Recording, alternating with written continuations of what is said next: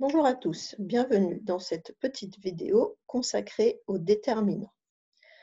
Qu'est-ce qu'un déterminant? C'est le petit mot qui est placé avant le nom. Un, une, le, la, mon, ma, ce, cette. Nous l'avons déjà vu, un nom commun n'est jamais utilisé seul. Il a besoin d'un déterminant. Je ne peux pas dire chat mange souris. Ce n'est pas possible en français. Je suis obligée d'avoir un déterminant avec le nom. Un chat mange une souris. Le chat mange la souris. Le chat mange une souris.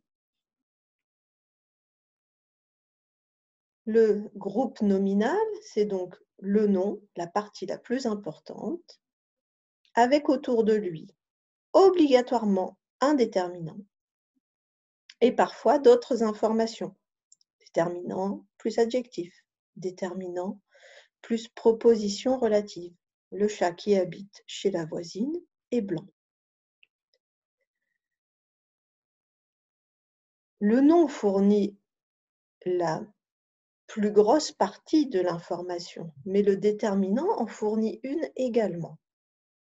Il y a une différence entre un chat et le chat.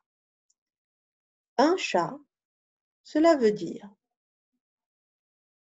que l'exemplaire de chat dont je parle, fait bien partie de la famille des chats, mais que je ne connais aucune autre information à son sujet. On appelle un l'article indéfini. Il n'y a pas d'information. Le chat nous indique que je sais très bien de quel chat je parle, soit parce que je le connais, soit parce qu'il n'y en a qu'un autour de nous en ce moment. Le, la, les s'appelle l'article défini. Il donne une information. Ce chat est connu.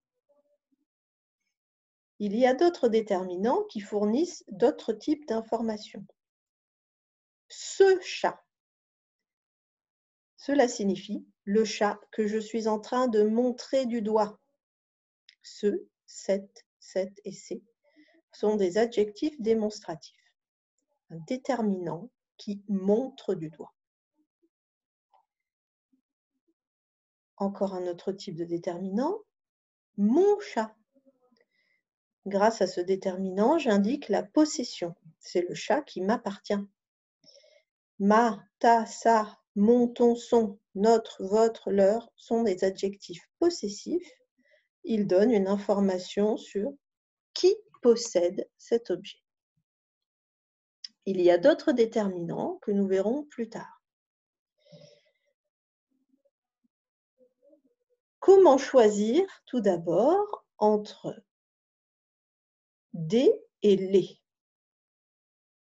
Il y a par exemple des crayons sur la table. Si je dis « donne-moi les crayons », dans ce cas-là, je devrais donner tous les crayons qui sont sur la table. À partir de la même situation, il y a des crayons sur la table et je demande « donne-moi des crayons ». Des voudra seulement dire plusieurs. Des objets qui appartiennent à la catégorie crayon de façon indéfinie. Je n'ai pas l'information.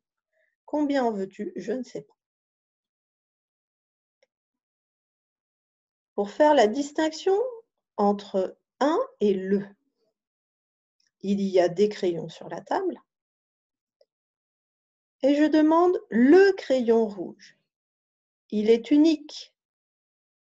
Unique parce qu'il est rouge et donc je peux utiliser le qui donne cette information qui le rend unique.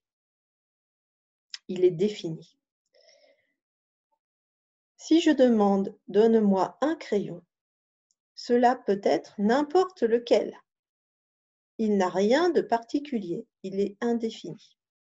Je sais juste qu'il appartient à la catégorie des crayons.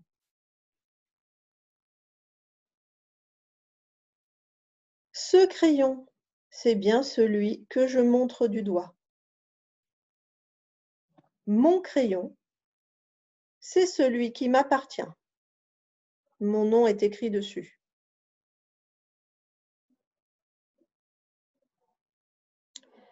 Nous allons maintenant regarder comment accorder avec le nom au masculin féminin ou bien au singulier pluriel. Nous avons vu précédemment que c'est le nom, la partie la plus importante de la phrase. C'est lui qui va déterminer l'accord pour tous les éléments du groupe nominal et même pour le verbe qui suivra.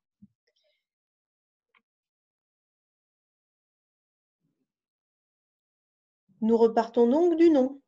En regardant dans le dictionnaire, je trouve l'information sur le nom, son genre, masculin ou féminin, et son nombre, singulier, un seul exemplaire ou pluriel, 2 et plus.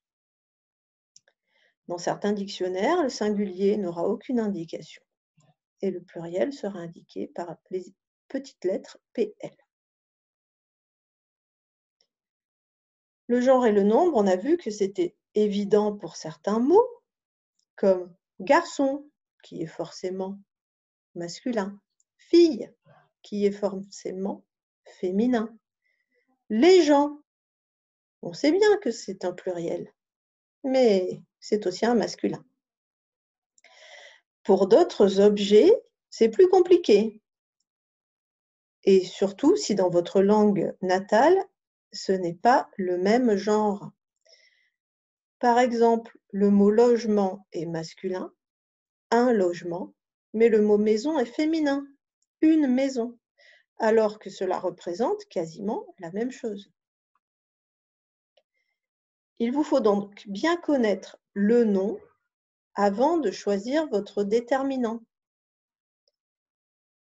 Avec un nom masculin, j'utiliserai le ou l'apostrophe si le mot commence par une voyelle, et un pour l'article indéfini. Le logement, l'abri, l'habitat, le héros. Vous voyez ici que nous n'avons pas mis d'apostrophe. Certains H ont besoin d'apostrophe, d'autres non. Vous voyez pour un garçon et un ami, que nous faisons une liaison entre un et ami. Un ami, on entend le son N. Avec un nom féminin, j'utiliserai l'article défini la, qui peut être aussi un L' si le mot commence par une voyelle. La maison, l'erreur, l'habitation, la hutte. Encore une fois, il y a des H avec L' et des H sans L'. Une fille, une amie. Vous entendez ici aussi la liaison en N. Pour le pluriel, les articles définis se regroupent en un seul, les, que ce soit féminin ou masculin. Les maisons, les amis, les héros. Il y a parfois des liaisons, parfois pas. Pour l'article indéfini, un et une deviennent des. Il y a des collègues ou des amis. Attention encore une fois à la liaison en Z. L'adjectif démonstratif a lui aussi deux formes au masculin, s'il commence par une voyelle. Ce logement, cet abri. Et encore des petits problèmes avec les H. Cet habitat, ce héros. Le pronom, l'adjectif démonstratif au féminin est cette. Cette maison, cette erreur, cette habitation, cette lutte. Au pluriel, il devient ces maisons, ces amis, encore la liaison Z, ces héros, pas de liaison.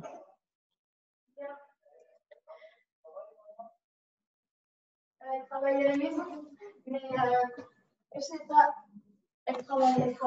L'adjectif possessif, mon, ton, son, notre, votre, leur pour le masculin, ma, ta, sa, notre, votre, leur pour le féminin, et vous voyez ici une belle exception.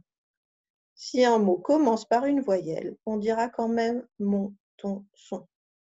Un exemple avec le mot ami. Mon ami au féminin. Son habitation, c'est un mot féminin.